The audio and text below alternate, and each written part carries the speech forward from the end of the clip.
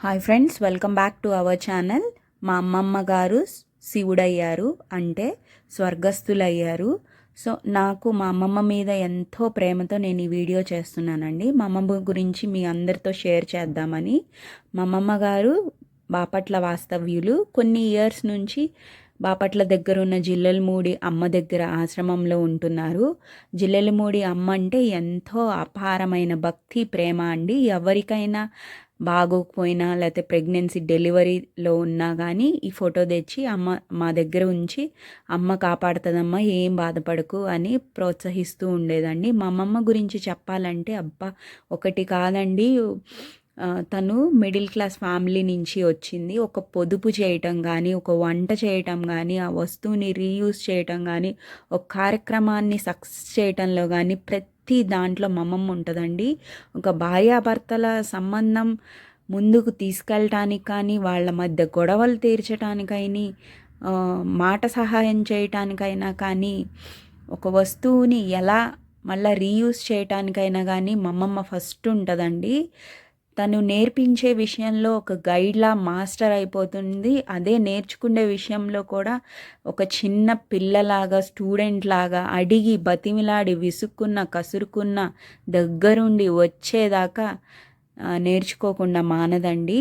ఒక పాట పాడటంలో కానీ, ఇంకా భగవద్గీత అయితే మొత్తం వచ్చండి. ఒక హారతి పాడటం కానీ, ఒక మాట చెప్పటం కానీ, ఇంకా యోగా అయితే ఒక 10-15 ఇయర్స్ నుంచి యోగా క్లాసెస్ చెప్తారు, నేర్చుకుంటారు. ఇంకా ఫుల్గా రా ఫుడ్ అండి. చూడండి 78 ఇయర్స్ అప్పుడు చూడండి, ఎవరికో బ్యాక్ పెయిన్ వస్తుందంటే ఇలా చేయమని చెప్తుంది. ఆ తర్వాత మా ఇంట్లో థ్రెడ్ సైకిల్, ఇది సైకిల్, ఎక్సర్సైజ్ సైకిల్ ఉందంటే నేను కూడా చేస్తా తీ, ఏమాత్రం తక్కువ కాదు అని చేసిందండి.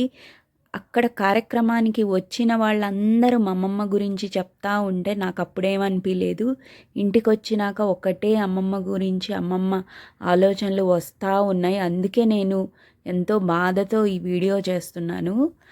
ఇంకా హారతి పాటకైతే ఎక్కడున్నా మా అమ్మమ్మని పిలవాల్సిందేనండి. ఒక పచ్చడి చేయటం కానీ, ఒక వంట చేయటం కానీ, ఊరికి వస్తున్నామంటే ముందుగానే ఫోన్ చేసి అమ్మ మీకేమి ఇష్టం, ఏం చేయమంటారు అని చెప్పి కనుక్కొని మరి ఒక్కొక్క మనిషికి ఒక్కొక్క ఇష్టం అన్నట్టు అన్ని ఐటమ్స్ చేసి పెట్టేదండి. ఇంకా అమెరికా వెళ్తున్నామంటే, ఫారెన్ వెళ్తున్నామంటే అన్నీ చేసి అక్కడ ఉంచేదండి.